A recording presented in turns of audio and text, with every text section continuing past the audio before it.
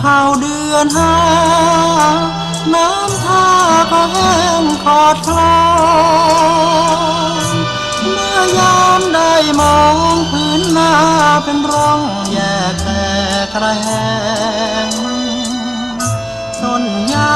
สดเขียวก็พลันแห้งเหี่ยวกรอบแด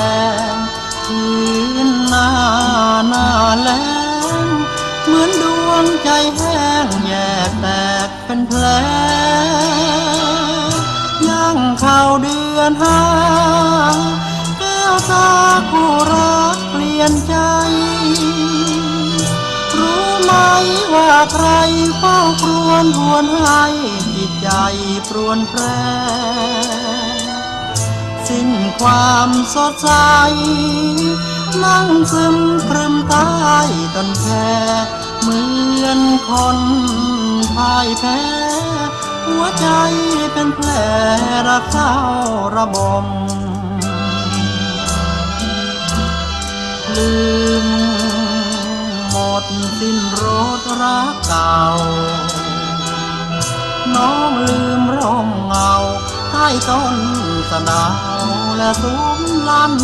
ทมน้ำแห้งเดือนห้าน้องก็นี่หน้าไปตามสายลมทิ้งไว้เพียงกลีบลั่นทมให้มันเฉาแห้งเหี่ยวตาย่างเข้าเดือนห้าท้องฟ้าแห้งแล้งเมฆลอยพื้นนาก็คอยน้ำฝนจะร้อยร่วงหล่นเรียงราย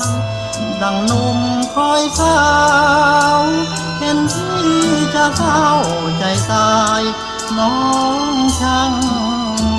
ใจร้ายย้ำหัวใจชายทิ้งได้